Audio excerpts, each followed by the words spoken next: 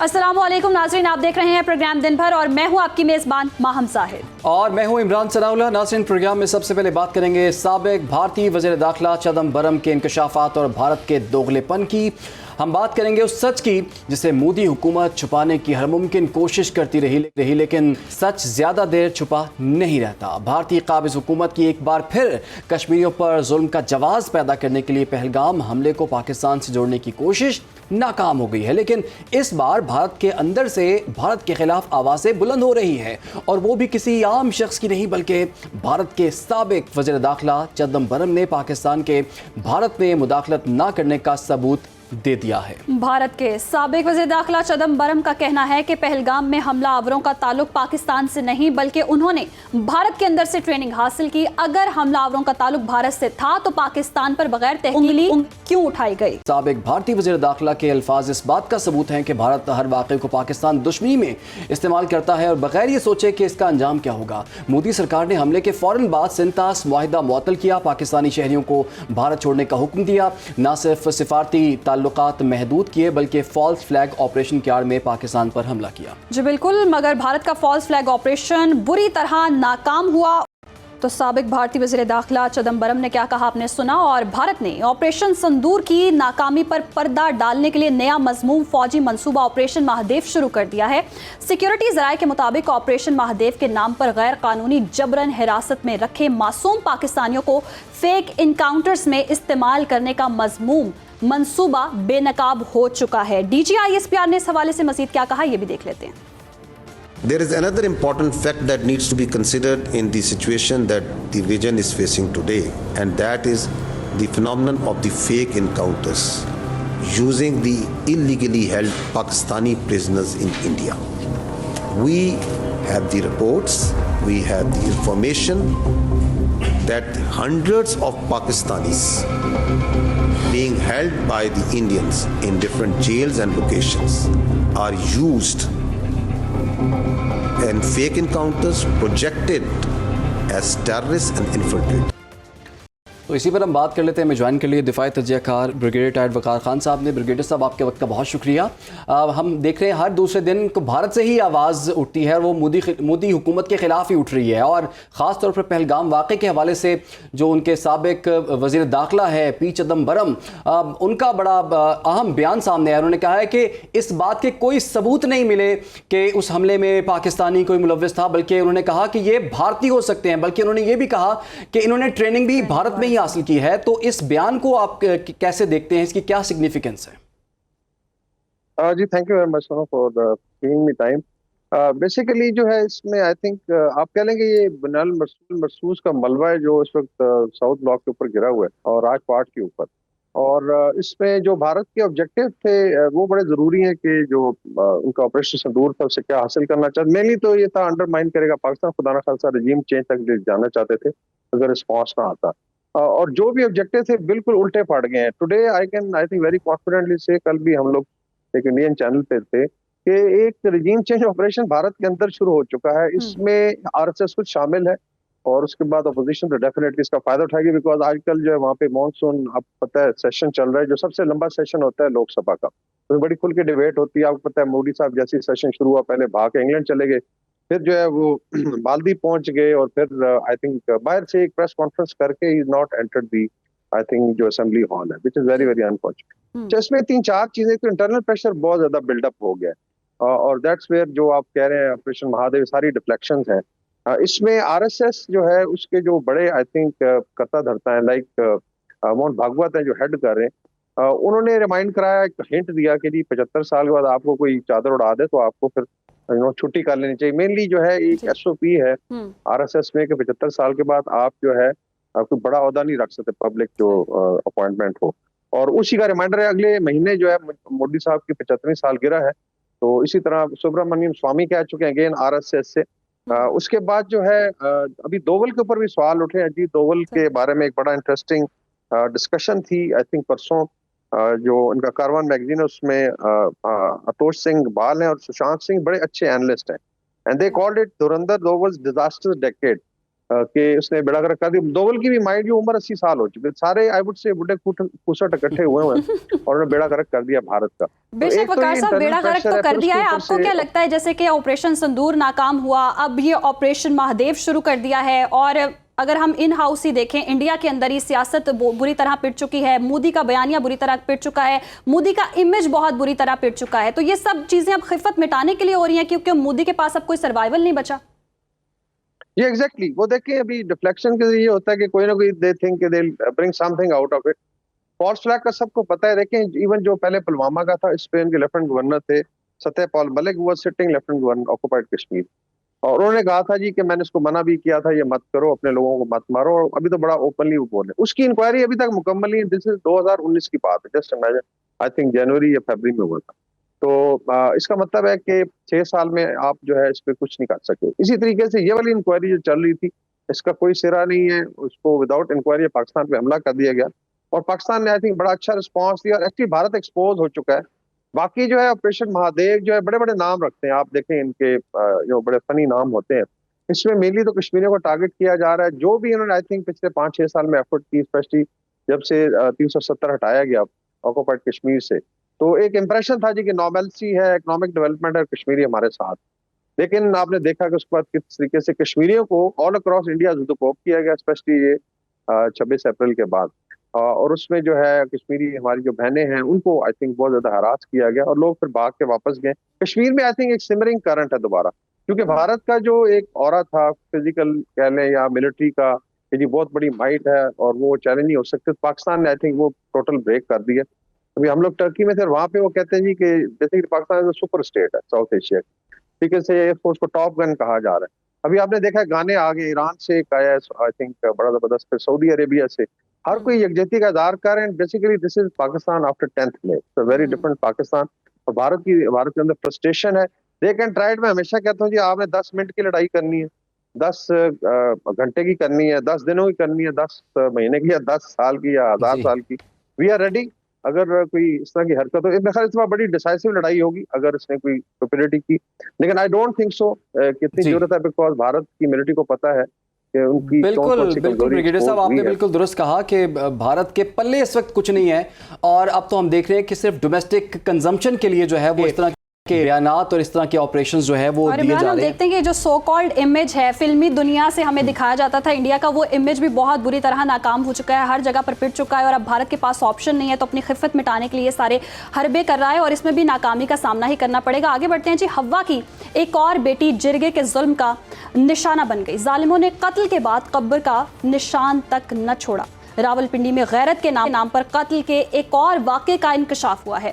پیر ودھائی تھانے کے حدود میں 17 اور 18 جولائی کے درمیانی شب خاتون سدرا کو جرگے کے حکم پر گلا گھونٹ کر قتل کر دیا گیا. اسی پر جی ہم بات کر لیتے ہیں. اس وقت ہمیں جوائن کر لیا ہے بیورو چیف اسلام آباد کامران خان نے. کامران صاحب, یہ کیا معاملہ کیا ہے؟ پولیس نے ابھی تک تحقیقات میں کیا بات سامنے لے کر آئی ہے پولیس, اور اس پر کیا کارروائی ہوئی ہے اب تک؟ دیکھیے, یہ معاملہ جو ہے وہ وہی پسند کی شادی کا معاملہ ہے. 18 سالہ لڑکی ہے سدرا, اس کی دوسری شادی کا کیس ہے. فیملی میں اس کو منظور نہیں کیا گیا, اور پھر اس کے بعد وہی جو قبائلی جرگوں میں ہوتا ہے کہ ایک جرگے نے یہ فیصلہ دیا کہ یہ اب واجب القتل جرم جو ہے وہ ہوا ہے, اس لیے اس کو کیفرے کردار تک پہنچایا جائے اس کو. تو اس جرگے کے حکم پر اس لڑکی کو مبینہ طور پر ابھی تک کی جو تحقیقات آئی ہیں, اس جرگے کے حکم پر اس لڑکی کو گلا گھونٹ کر دبا دیا گیا. آج اس کی باقاعدہ جو قبر کشائی ہوئی تھی سدرا کی, اور اس کے بعد یہ 17 جولائی کا واقعہ ہے, اور آج یعنی کہ 11 دن بعد اس کی قبر کشائی ہوئی, اور وہیں پر جو پوسٹ مارٹم ہوا ہے اس کے مطابق یہ پروف ملا ہے وہاں سے کہ اس کا گلا دبا کے اس کو قتل کیا گیا, اور اس کے جسم پر تشدد کے نشانات بھی تھے, اس کے چہرے پر, اس کے جسم کے تمام حصوں پر تشدد کے نشانات جو ہیں وہ واضح طور پر پروو ہوئے. تو یعنی یہ بات تو ثابت ہو گئی کہ اس کو مارا گیا ہے, اس کو قتل کیا گیا ہے. اب یہ دیکھیں کہ زیادہ جو تشویشناک بات ہے وہ یہ ہے کہ یہ جرگے والے جرائم جو ہیں، یہ جرگے کے حکم پر قتل جو تھے، یہ ہم اس سے پہلے قبائلی علاقوں میں سنتے آئے تھے کہ قبائلی علاقوں میں جرگہ ہوتے ہیں اور وہ اس کو اپنی جو قبائلی روایات ہیں ان کو بنیاد بنا کر ایسے فیصلے کرتے ہیں اور اس کے اوپر عمل کرتے ہیں. لیکن یہ راولپنڈی میں ایسا ہونا، راولپنڈی جو کہ چوتھا سب سے بڑا شہر ہے ملک کا، وہاں پر یہ جرگے کا ہونا اور جرگے کا حکم دینا اور جرگے کے حکم پر قتل کر دینا، یہ میرا خیال ہے کہ ایک جو ہے وہ نئی بات ہے، کیونکہ اس سے پہلے اس طرح کے قتل کی جو ہمیں روداد ہے وہ کبھی سننے کو نہیں ملی. تو یہ چیز ہے. اب یہ ہے کہ جی ان میں 6 ملزمان جو ہیں وہ گرفتار ہو چکے ہیں. آج ان کا 3 روزہ جسمانی ریمانڈ جو ہے وہ ان کو پولیس کے حوالے کر دیا گیا. 1 اگست تک وہ پولیس کی کسٹڈی میں ہوں گے اور اس میں 6 ملزمان جو ہیں وہ گرفتار ہو چکے ہیں. ساتھ ہی رہے گا راجہ قمر الاسلام، رہنما نون لیگ بھی ہمیں جوائن کر چکے ہیں. راجہ قمر الاسلام صاحب بہت شکریہ آپ کے وقت کا. کہیے گا جس طرح سے ایک کے بعد ایک واقعہ رونما ہوتا ہے اور حکومت حرکت میں نہیں آتی ہے، انتظامیہ اس حوالے سے کوئی قاعدے قانون نہیں بناتی ہے، کیا جرگے اتنے طاقتور ہیں کہ ہر قانون سے بالاتر ہیں؟ بالکل، جرگہ پہلی بات تو یہ ہے کہ قانون سے بالکل بالاتر نہیں ہے اور یہ شرمناک واقعہ ہے. اور اس میں جو سب سے اہم بات یہ ہے کہ یہ بات نکلی اس واقعے کے بعد. اگر کوئی جرگے کی خبر کہیں پہنچتی تو یقیناً جرگہ اس قسم کا جو ہے وہ ناقانون اجازت دیتا ہے. آلریڈی قوانین موجود بھی ہیں کہ کوئی بھی کام جو کہ الٹرا کانسٹیٹیوشنل یا لیگل سسٹم ہو یا ابو دی لیگل سسٹم ہو، وہ اس کی اجازت نہیں ہے. ایگزسٹنگ قانون میں بھی کوئی نئے قانون بنانے کی ضرورت شاید بعد میں پیش آئے گی، اس کو مزید سخت بنانے کی ضرورت ضرور ہے. لیکن ہوا یہ کہ جیسے ہی انتظامیہ کو اس معاملے میں پتہ چلا تو اب تعین کہاں سے ہونا تھا؟ تعین پوسٹ مارٹم سے ہونا تھا. اس کے چونکہ لیگل پروسیسز ہوتے ہیں، عدالت سے اجازت لینی پڑتی ہے. یہ ایک پوسٹ ہیومس جو پوسٹ مارٹم بالخصوص ہوتا ہے، یہ ذرا نازک مسئلہ ہوتا ہے. تو انتظامیہ نے فوری طور پہ موو کیا. اس کا پوسٹ ہیومس آج پوسٹ مارٹم ہو گیا. وہ بات ثابت ہوگی جو کل تک یا پرسوں تک کبھی تک اس صورت میں تھی کہ مختلف بیانات آئے. پھر لوگوں کو گرفتار کرنے میں بھی کسی قسم کی تاخیر نہیں ہوئی اور اب لا جو ہے وہ اپنا کورس لے گا، کیونکہ اب پوسٹ مارٹم رپورٹ جو بنیادی طور پہ تعین کرتی ہے کہ ڈیتھ کی وجہ کیا تھی، کاز آف ڈیتھ کیا تھی، اس کا تعین ہو گیا. بالکل راجہ قمر الاسلام صاحب، آپ نے ٹھیک کہا کہ پوسٹ مارٹم رپورٹ آئے گی، اس کے بعد پھر جو معاملہ جو ہے وہ آگے بڑھے گا. لیکن یہ کتنا افسوسناک صورتحال میں نظر آ رہی ہے. پہلے تو ہم سنتے تھے قبائلی علاقوں میں اس طرح کے جرگے ہوتے ہیں، بلوچستان میں بھی ہم نے دیکھا، انٹیریئر سندھ میں بھی، انٹیریئر پنجاب میں بھی ہم دیکھتے. لیکن راولپنڈی جیسے ایک بڑے شہر کے اندر اس طرح سے جرگہ ہونا اور اس کے فیصلے پر عمل بھی ہو جانا، یہ کتنا خطرناک ہے آپ کے خیال میں؟ یہ بہت خطرناک بھی ہے اور یہ اچھا ٹرینڈ کسی طور پہ بھی اس کو قانونی یا کوئی جو ہے کوئی کسی قسم کا دنیا کا قانون، میں پاکستان کے قانون کی بات نہیں کر رہا، دنیا میں کوئی بھی جتنے انفورس لاز ہیں وہ اس کی اجازت نہیں دیتے. لیکن اب چونکہ بدقسمتی یہ ہے کہ اتنے بڑے شہر میں اب جرگہ اگر وہ لائیو ٹیلی کاسٹ ہوا ہوتا یا کہیں پہ وہ ایسی جگہ ہوا ہوتا جہاں پر وہ رپورٹ ہو جاتا پریس میں، اور یہ تو اس کے بعد تو شاید اس واقعے سے بچا جا سکتا تھا. لیکن اب ہوا یہ کہ اس ڈیتھ کے بعد اور اب تو وہ جو گورکن کے بیانات آئے، پھر یہ بھی پتا چلا کہ اس جرگے کا جو ایک مرکزی کردار تھا جو ان کا فیملی فرینڈ ہوا یا جو بھی، اس نے جنازہ بھی پڑھایا اور اس حد تک جو ہے وہ معاملات کو خفیہ رکھا گیا. تو ظاہر ہے جب انتظامیہ کے پاس وہ اطلاع آئے گی تو ایکشن شروع ہوگا اور پوسٹ مارٹم رپورٹ سے قبل ہی جو مین لوگ تھے انہیں امپاؤنڈ کر لیا گیا تھا. اور اب چونکہ پوسٹ مارٹم رپورٹ بقول چونکہ ابھی میں نے پڑھی نہیں ہے لیکن آ گئی ہے، لیکن اس میں 8 ملزمان ہیں جنہیں گرفتار کر لیا گیا ہے. بہت شکریہ راجہ قمر الاسلام صاحب آپ کے وقت کا. اور خان بھی ہمارے ساتھ موجود تھے اور یقیناً یہ بہت انتہائی افسوسناک بات ہے. ایک کے بعد ایک واقعہ ہو رہا ہے اور ایسا لگتا ہے کہ ایک واقعہ ہوتا ہے اور شے مل جاتی ہے کہ جیسے جرگہ ہوا اور دوبارہ سے ایسا فیصلہ سنایا گیا اور کوئی نہ کوئی اس حوالے سے قانون سازی نہیں کی جاتی. چند بعض افراد جو ہیں وہ کسی کمزور بندے کے لیے فیصلہ کر دیتے ہیں اور اس کو آنر کلنگ کہا جاتا ہے. لیکن سوال یہ ہے کہ کلنگ میں کیسا آنر ہے؟ حکومت کو اسے سنجیدگی سے لینا چاہیے اور سپریم کورٹ کا بھی فیصلہ آ چکا ہے 2019 میں کہ ان جرگوں کے جو فیصلے ہیں ان کو کوئی قانونی کور نہیں ہے ان کا. تو حکومت کو آگے بڑھ کے ایسے جرگوں کا جو عمل دخل ہے وہ بھی روکنا چاہیے، ان کو گرفتار بھی کرنا چاہیے، سزا بھی دینی چاہیے. آگے بڑھتے ہیں جی، چینی بحران کی بات کرتے ہیں اور کافی دنوں سے بھی ہم یہ آپ کو بتا بھی رہے ہیں کہ ملک بھر میں چینی بحران ایک مرتبہ پھر سے شدت اختیار کر چکا ہے. 200 روپے فی کلو تک پہنچنے کے باوجود چینی بازاروں سے غائب ہے, یعنی کہ اتنی مہنگی ہونے کے باوجود بھی مل نہیں پا رہی, نایاب ہو چکی ہوئی ہے. کراچی, لاہور کی بات کر لی جائے, بڑے بڑے شہروں کی بات ہو رہی ہے, کوئٹہ کی بات کریں, گجرانوالہ کی بات کریں, اور دیگر شہروں کی دکانوں میں اس وقت چینی جو ہے بالکل غائب ہے. عوام مارے پھر رہے ہیں, بازاروں میں طویل قطاریں لگی ہوئی ہیں, خالی تھیلے ہیں, اور پریشان چہروں نے مہنگائی کے اس دور میں عوامی اذیت کو دگنا کر دیا ہے. اسی پر بات کرنے کے لیے ہمارے ساتھ موجود ہیں chairman consumer rights protection council of Pakistan Shakeel Ahmed Baig sahab. Shakeel صاحب, بہت شکریہ آپ کے وقت کا. کہیے گا, پہلے حکومت یہ دعوے کر رہی تھی کہ صرف ہم جو قیمتیں ہیں اس میں استحکام لانے کے لیے یہ سارا معاملہ کر رہے ہیں, پھر ہم دیکھ رہے ہیں کہ اب چینی کی قلت بھی ہو رہی ہے. کچھ ماہرین یہ کہہ رہے تھے کہ چینی کی قلت نہیں ہے, بس یہ بتایا جا رہا ہے کہ صرف قیمتوں میں استحکام چاہتے ہیں. تو اصل صورتحال ہے کیا, چینی کی قلت ہے کیوں؟ بالکل ایسا ہی ہے جناب, آپ بالکل صحیح کہہ رہے ہیں, کوئی استحکام نہیں ہے. بلکہ میں آپ کو ایک مزے کی بات بتاؤں کہ صرف مجسٹریٹ جتنے بھی ہیں وہ جا کر کوشش کرتے ہیں کہ ریٹیل کی سطح پر جو نوٹیفائڈ کی ہوئی ہے قیمت اس پر سیل کروائیں. لیکن اب ہو یہ گیا ہے کہ دکانداروں نے اپنے یہاں چینی رکھنا ہی بند کر دی ہے, کیونکہ جو اصل مافیاز ہے اس تک حکومت کو جانا چاہیے. وہ مافیا ہے مل مالکان جنہوں نے چینی سپلائی کرنی, کیونکہ یہ پہلے سے ہی ایل سی کھلتی ہیں, اس کے بعد ان کی ٹی سی بنتی ہے, وہ ساری سیل ہو جاتی ہے, اور چینی ان کے پاس گوداموں میں نہیں ہے اس وقت, اور ریٹیل پہ بھی غائب کر دی گئی ہے. کیونکہ ان کو یہ ہوتا ہے کہ شاید مجسٹریٹ آئے گا, وہ کھڑے ہو کے بکوا دے گا. اب وہ اس کے پاس 5 کلو 10 کلو چینی وہ نکالتے ہیں, وہ کہیں 200 250 250 روپے. جیسے کنزیومر بیچارہ پھنستا ہے, کوئی 200 روپے میں پھنس جائے, چاہے 250 روپے میں پھنس جائے, کوئی 250 روپے میں. پورے پاکستان کی یہ سچویشن ہے کہ کل میری اسلام آباد بات ہو رہی تھی, وہاں پر 250 روپے میں بھی نہیں سیل ہو رہی. کراچی میں جب میری آج صبح بات ہوئی تو پتہ چلا کہ وہ چینی ہے ہی نہیں ہمارے پاس, تو ہم بیچیں گے کہاں سے. یہ ہے ہول سیلر کا کہنا, یہ ہے ریٹیلر کا کہنا. وہ کہتے ہیں جی مل مالکان کے پاس پڑی ہوئی ہے, وہ چینی ہمیں دے ہی نہیں رہے. تو میرا ایسا خیال ہے کہ کریک ڈاؤن کرنے کی ضرورت جو ہے نا وہ مل مالکان کو ہے. اگر ملوں سے چینی نکلے گی تو دکانداروں کے تک پہنچے گی, اور دکاندار سیل تب کر سکتے ہیں. اب مسئلہ یہ ہے کہ اگر یا تو یہ کہ جو مین مارکیٹیں پاکستان کی جتنی مین مارکیٹیں وہاں پر کریک ڈاؤن کیا جائے, لیکن میں سمجھتا ہوں یہ کریک ڈاؤن ضرورت ہے مل مالکان کے اوپر کرنے کی, اور ان کو پتہ نہیں کیوں مدر پدر چھوڑ دیا جاتا ہے, ان پہ کوئی ہاتھ نہیں ڈالنا چاہتا. نہیں تو بیگ صاحب, آپ یہ مجھے بتائیے, آپ کہہ رہے ہیں ملک مالکان کے خلاف کریک ڈاؤن کیا جائے, تو سوال یہ ہے کہ 84 اگر بڑی شوگر ملز ہیں اس میں سے زیادہ تر تو انہی سیاستدانوں کی ہیں جو کہ اس وقت حکومتوں میں بیٹھے ہوئے ہیں. تو آپ یہ مجھے بتائیں, آپ سے ہی سوال ہے کہ حکومت اپنے ہی لوگوں کے خلاف پھر کیسے کارروائی کرے گی؟ کیا حکومت سے یہ ایکسپیکٹیشن رکھنا جائز ہے؟ اچھا, پھر آپ نے دیکھیں میرے سوال کا جواب اپنے سوال میں بھی کر دیا. بات یہ ہے کہ اگر حکومت چاہتی ہے کہ یہ عوام جو ہے یہ بھی تو حکومت کی ہے نا, رعایا ہے نا, ہم بھی تو حکومت کی طرف دیکھ رہے ہیں.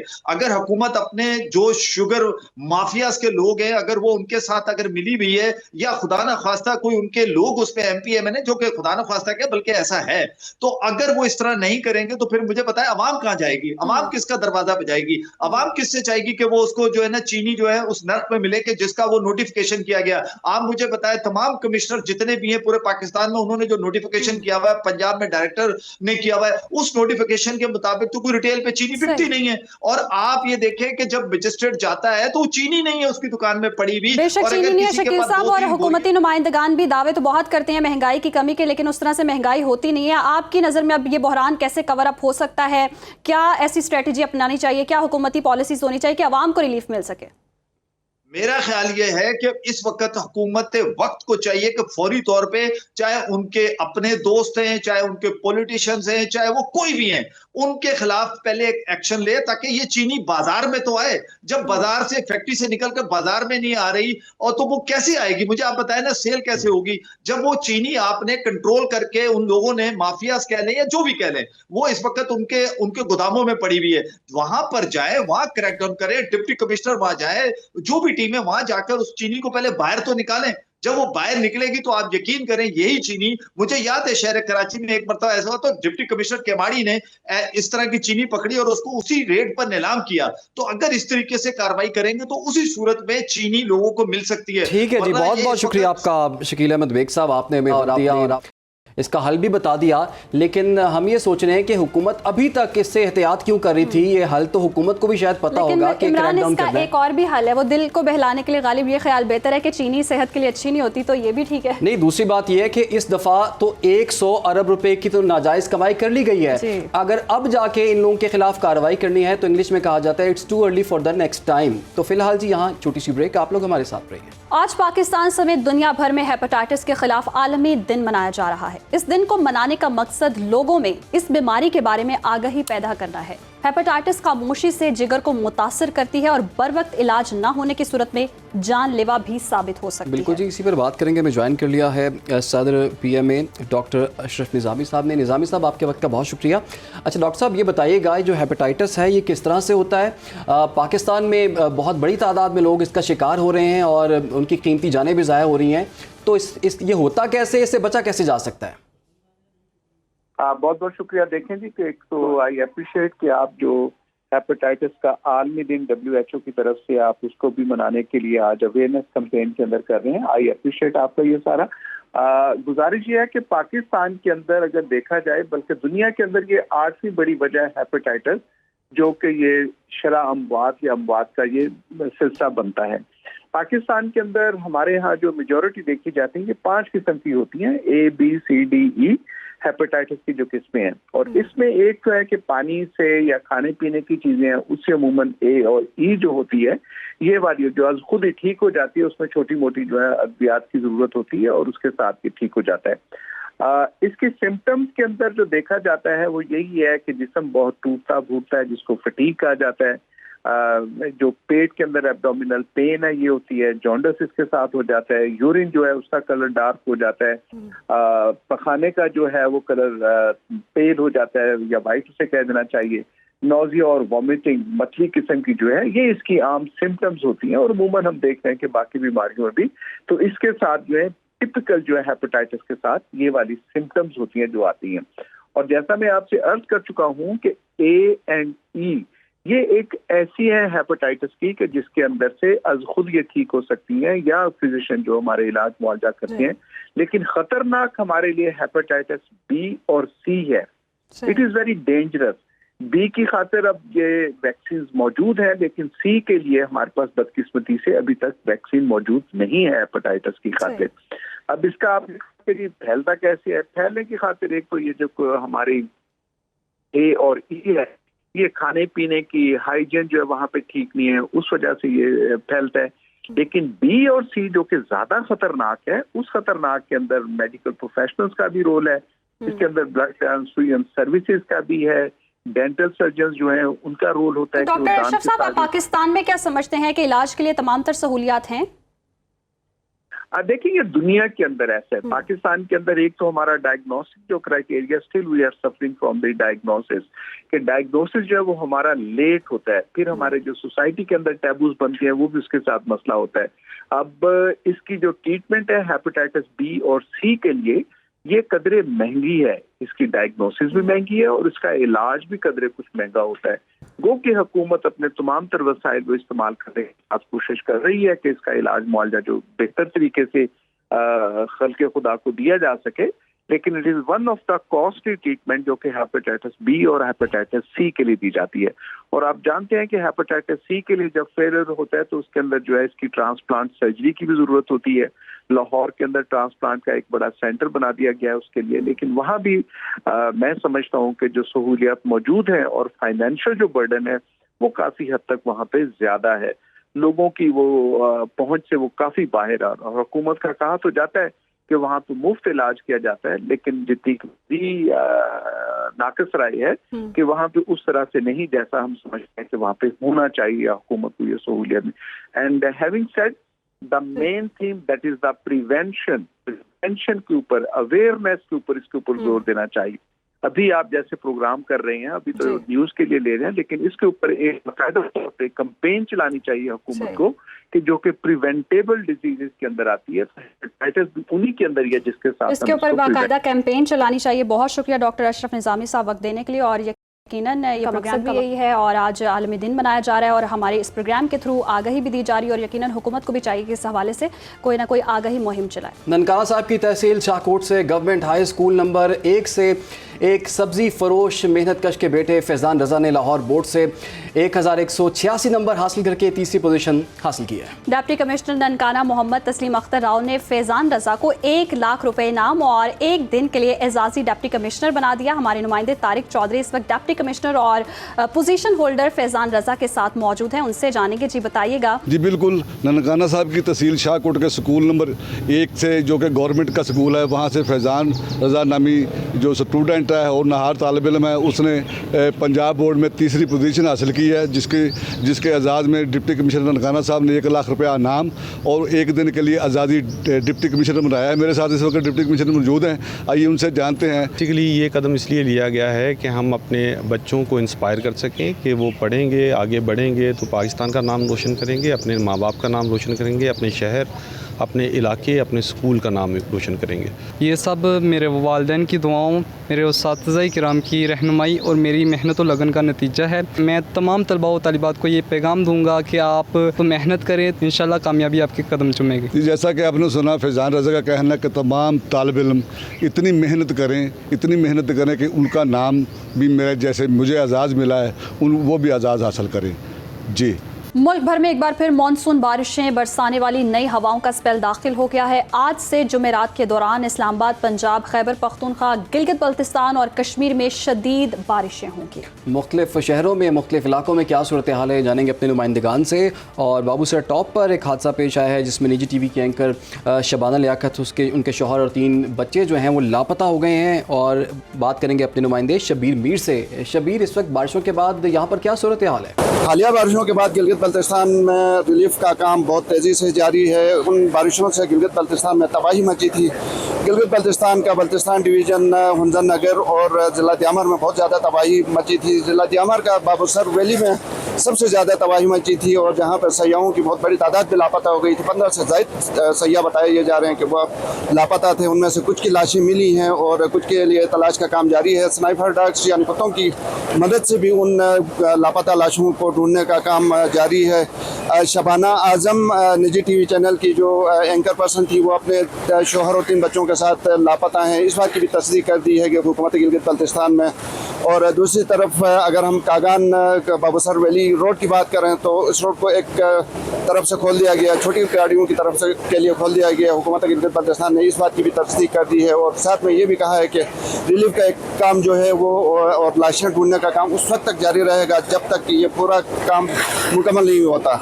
जी, बहुत शुक्रिया शबीर, आपने हमें आगाह किया बाबू सर टॉप में क्या सूरत हाल थी। इसके बाद अब हम चलते हैं खालिद शहजाद की जानिब जो शोर कोट में मौजूद हैं।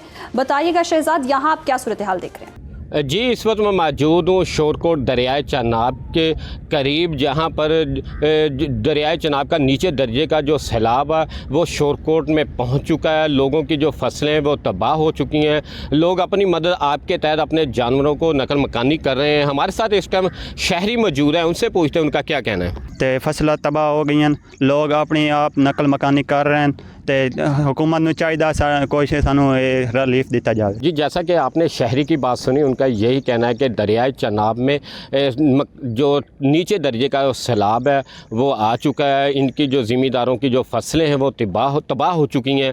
इन्होंने अपनी मदद आपके तहत जो इनके घरों में जानवर थे वो अपनी हिफाजती जगह पर जाकर खड़े कर दिए हैं। उन्होंने हुकूमत से मुतालबा किया है कि हमें हमारी मदद की जाए। जी, काशिफ नदीम से जानेंगे। काशिफ, बताइएगा तोनसा पर दरमियानी दर्जे का सैलाब आया है, रेस्क्यू का ऑपरेशन भी जारी होगा यकीनन, कितने लोग फंसे हुए हैं, क्या इंतज़ामिया हरकत में दिखाई दे रही है? देखिए जी, दरियाए सिंध के अंदर इस वक्त जो सूरत हाल है, सैलाबी सूरत हाल इख्तियार कर चुका हुआ है। जब भी जो है ना कोहे सुलेमान के पहाड़ों के अंदर यहाँ पर बारिश का सिलसिला होता है तो रोद कोइयाँ जो है वो दरियाए सिंध के अंदर दाखिल हो जाती हैं। इस वक्त मैं तोंसा बराज से मुल्हिक का एक मौजा खई है, वहाँ पर इस वक्त मौजूद हूँ। इलाका मकीन यहाँ पर बेहद परेशान दिखाई देते हैं, उनके ज़मीनी रास्ते मुनक़ता हो गए। इस वक्त हमारे साथ एक मकामी काश्तकार मौजूद हैं, उनसे जान लेते हैं कि उनको किन मसाइल का सामना है। तो यहाँ इतना पानी हो जाता है कि जनाजे भी हम पानी में पड़ रहे होते हैं, आने जाने का रास्ता बिल्कुल नहीं होता। फसला तबाह हो बर्बाद, कोई पुरसान हाल नहीं होता, जहाँ भी जाते कोई सुनवाई नहीं होती। यहाँ पे मकामी जो काश्तकार हैं उनका कहना यही है कि यहाँ पर इंतज़ामिया और हुकूमती नुमाइंदे जो है वो सिर्फ़ और सिर्फ नाम निहाद विज़िट करते हैं, और जब यहाँ से एक नहर यहाँ से गुजरती है टीपी लैंक कैनाल, उसके पानी का जो बहाव था वो कम हुआ, तब यहाँ पे आके इनके मकान जो गिरने वाले थे वो यहाँ पर उसको तहफ़्फ़ुज़ इनको महसूस हुआ। जी, मॉनसून की क्या सूरत हाल थी और मुख्तलिफ इलाकों से हमने जाना कि क्या वहाँ पर सैलाबी तबाहकारियाँ हैं। हमारे नुमाइंदगान हमें अपडेट करे थे मुख्तलिफ शहरों से, आप सबका बहुत शुक्रिया। फिलहाल यहाँ वक्त हुआ ब्रेक। वेलकम बैक नाजरीन, प्रोग्राम का सिलसिला आगे बढ़ाएंगे। हुकूमत ने पाकिस्तानी ज़ायरीन के लिए ईरान और इराक के ज़मीनी सफ़र पर पाबंदी आयद कर दी है। हुकूमत का कहना है कि ये फैसला अवामी तहफ़्फ़ुज़ और कौमी सलामती के पेश नज़र किया गया है, जबकि दूसरी तरफ वज़ीर आज़म की हिदायत पर वज़ीर हवाबाजी ने फौरी एक्शन लेते हुए PIA को ज़ियारत अरबाइन के लिए खुसूसी फ़्लाइट ऑपरेशन का हुक्म दे दिया है। जी, इसी पर हम बात करेंगे। हमें ज्वाइन के लिए इमिग्रेशन वकील एडवोकेट राना खान साहब। राना साहब, आपके वक्त का बहुत शुक्रिया। ये जो अब नई पॉलिसी सामने आई है और ज़मीनी सफ़र पर पाबंदी आयद कर दी गई है, इसका क्या इम्पैक्ट देख रहे हैं और ख़ास तौर पर लोगों की मुश्किलात इससे कम होंगी या बढ़ जाएंगी अब? जी बहुत शुक्रिया। देखें, मुश्किलात तो ऑब्वियसली कम होंगी। उसकी मेन वजह ये है कि ये सिर्फ पाकिस्तान गवर्नमेंट का फैसला नहीं है, ये 3 मुल्क इसमें शामिल है। इसमें ईरान, इराक और पाकिस्तान, ये तीनों मुल्कों ने मिल के, उनकी जो इंटीरियर मिनिस्ट्री है उन्होंने मिल के ये फैसला किया है और इसका एक ग्रुप बनाया है जिसको ज़ायरीन ग्रुप ऑर्गेनाइजेशन के नाम से ये लेके चलेंगे।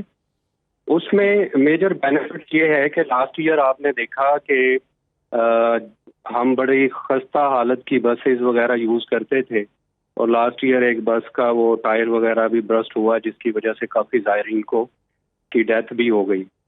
तो इसका सबसे बड़ा इफेक्ट तो ये है कि एक तो जो हमारे बलूचिस्तान के हालात हैं और पाकिस्तान की जो बलूचिस्तान में सिक्योरिटी के इश्यूज हैं, उसके पेश नज़र ये गवर्नमेंट ने फैसला किया है कि इसको डायरेक्टली PIA के ज़रिए ज़ायरीन को भेजा जाए। जी। और इसमें जो हमारे, लेकिन राना इनामुल्लाह साहब, फ़ज़ाई किरायों की अगर बात करें तो वो तो बहुत ज़्यादा होते हैं, अवाम फिर किस तरह अफोर्ड करेगी, अवाम को फिर हुकूमत कैसे रिलीफ देगी? देखें, इस पे काम हो रहा है जी। जो हमारे वजारत दाखिला है उन्होंने स्पेशल वज़ीर आज़म से रिक्वेस्ट की है और वज़ीर आज़म ने जो हमारी मिनिस्ट्री है, जो डिफेंस मिनिस्ट्री है, ख्वाजा आसिफ साहब को स्पेशल कहा है कि इसके लिए खुसूसी जो है वो फ्लाइट्स अरेंज की जाएं। और ऑब्वियसली जो बात आप कर रही हैं किरायों की, वो गवर्नमेंट भी इसको देख रही है कि इसको कैसे मैनेज किया जाए, क्योंकि ये सिर्फ हमारे एक कंट्री का इशू नहीं है, ये तीनों मुल्कों ने मिल के इसको किया है। इसमें नेशनल सिक्योरिटी और जो हमारी सेल्फ सिक्योरिटी है, दोनों को पेश नज़र रखा गया। अच्छा राना साहब, ये भी बताइएगा, जैसे कि इनिशियली तो हमें पता है कि $675 जो है वो इसका एयर फेयर रखा गया है, जो कि अभी लोग जो कह रहे हैं कि ये ज़्यादा है। दूसरा ये है कि बहुत से लोगों ने पहले से बुकिंग करवाई हुई थी, अब अचानक से ये फैसला सामने आया है, तो उन लोगों को रिलीफ देने के लिए गवर्नमेंट क्या कर सकती है जिन्होंने एडवांस पेमेंट्स की हुई हैं?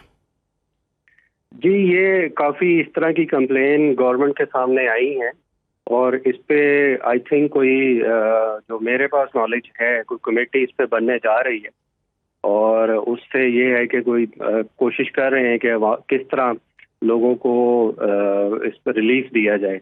और मैं उम्मीद करता हूँ कि इस पे आएगा, मतलब इस पे रिलैक्सेशन आ जाएगी इंशाल्लाह।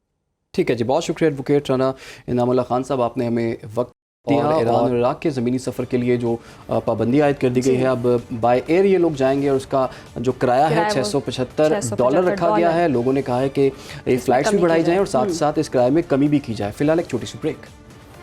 गज़ा एक बार फिर खून में नहा गया। इसराइली सहूनियत अपनी दरिंदगी की नई इंतहाओं को छू रही है। गज़ा के कुछ इलाकों में रोज़ाना 10 घंटे जंग बंदी का दावा महज एक फरेब निकला।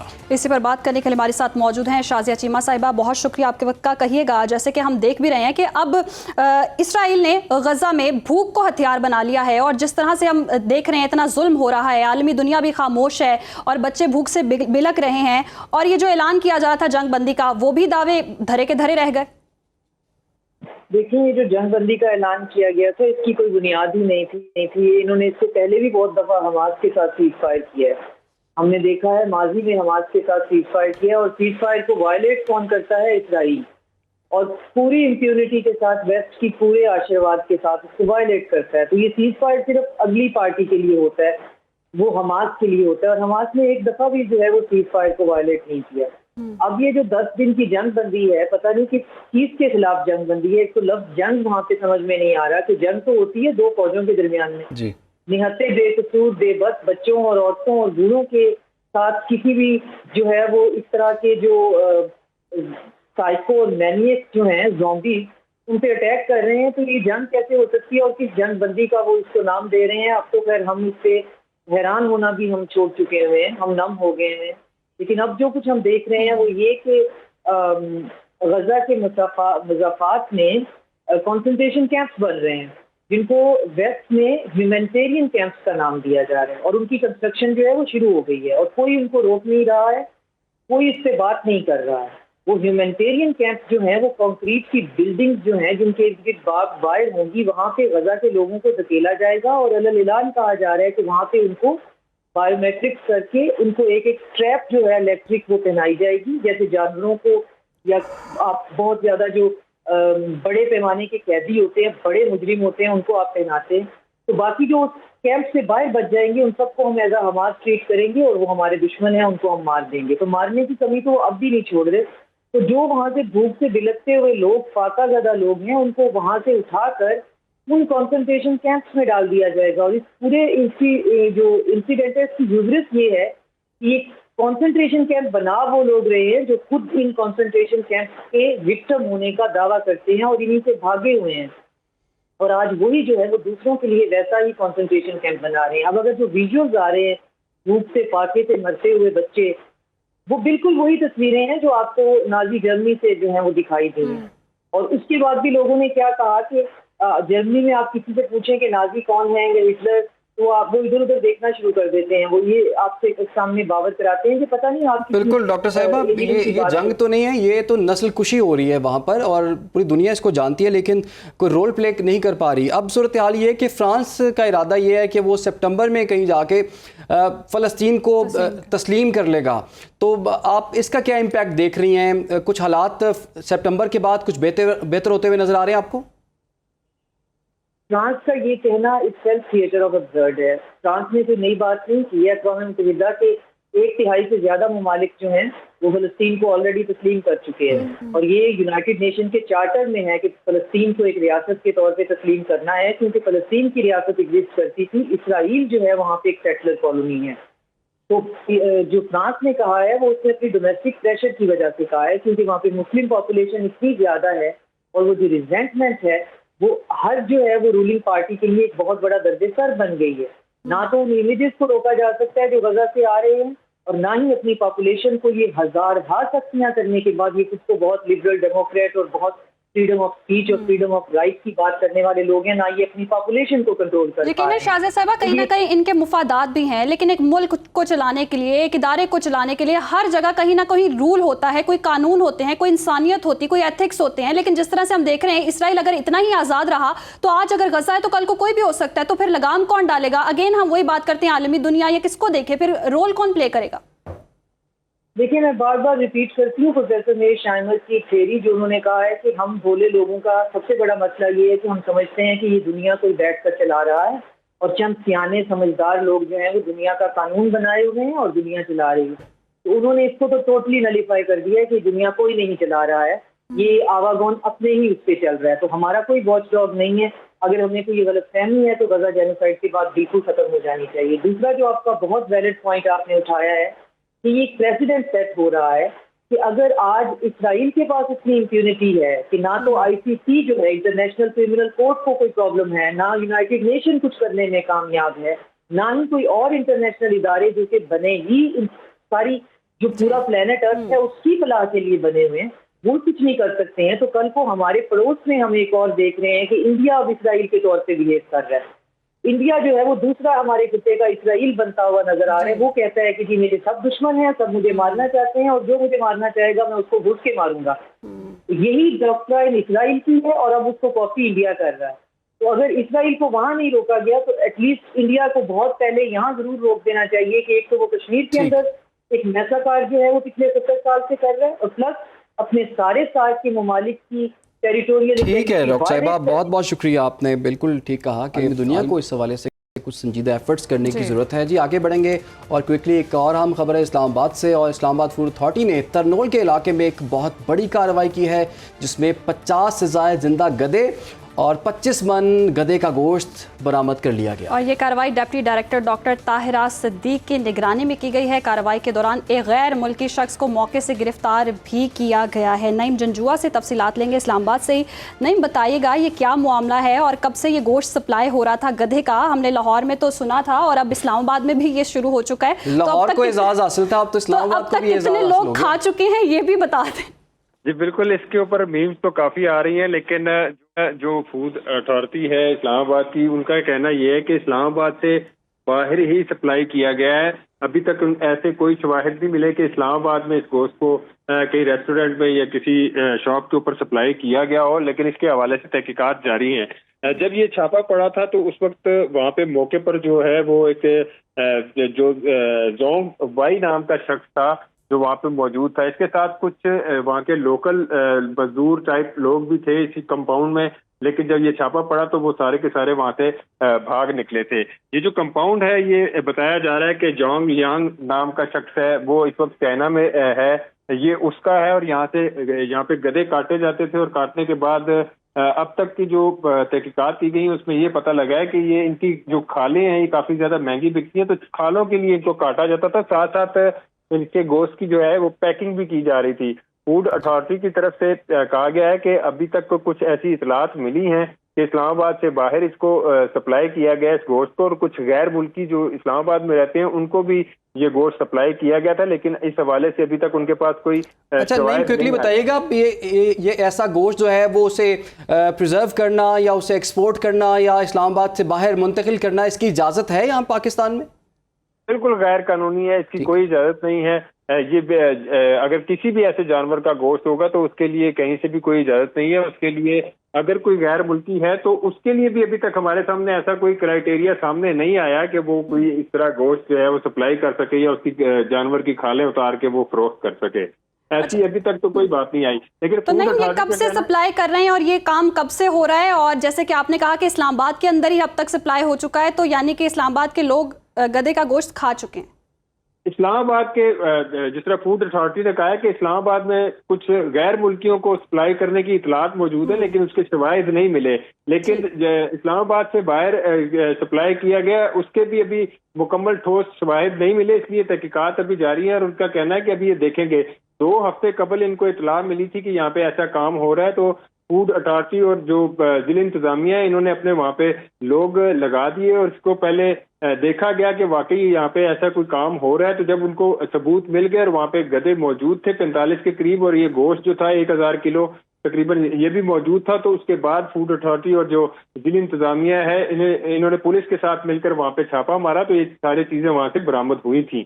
اب جو ہے وہ تحقیقات جاری ہیں اور دیکھنا یہ ہے کہ اب اس میں کیا یہ بات بھی سامنے آتی ہے کہ اس کے علاوہ بھی کوئی وہاں پہ موجود ہیں کمپاؤنڈ ایسے جہاں پہ اس طرح کا کام ہو رہا ہے، کیونکہ ان کی کھالیں جو ہیں وہ چائنا اور دیگر ممالک میں. ٹھیک ہے جی، کھالیں تو اس کی بڑی مہنگی ہوتی ہیں، لیکن کھالوں سے تو لوگوں کو مسئلہ نہیں ہے، مسئلہ تو گوشت سے ہے اور وہ پریشان اس لیے سے ہو گئے. اور اگر پروگرام میں تھوڑا سا وقت ہوتا تو میری خواہش تھی کہ میں لوگوں کو یہ بتاتا بھی، یہ سمجھاتا بھی کہ گدھے کے گوشت میں اور مٹن اور بیف میں فرق کیا ہے. مطلب وہ کھا کے آوازیں نکالنا شروع کر دیتے گدھوں کی. صرف ایک اس کا بتا دیتا ہوں آپ کو کہ اگر آپ نے اس کو کمپیریزن کرنا ہے تو گدھے کا گوشت جو ہوتا ہے وہ تھوڑا سا زیادہ ریڈ ہوتا ہے. دوسرا یہ ہے کہ گدھے کا گوشت اس میں ریشے جو ہے عمران آپ لاہور میں رہتے ہوئے کھا چکے ہیں، آپ کو بہت ڈفرنس پتہ ہے. یہ ویسے ہو سکتا ہے بڑے لوگوں نے کھایا ہو، لیکن کوئی کہہ نہیں سکتا کہ میں نے نہیں کھایا، کوئی یہ بھی نہیں کہہ سکتا میں نے کھایا. تو یہ بہرحال جی پروگرام کا وقت یہیں پر ختم ہو جاتا ہے، ہمیں اجازت دیجیے. اللہ حافظ. باخبر رہیے ہر جگہ ہر وقت بر وقت. ابھی سنو نیوز کا یوٹیوب چینل سبسکرائب کریں اور بیل آئیکن پر کلک کریں اور جانیے ملکی اور غیر ملکی حالات و واقعات یقین کے ساتھ.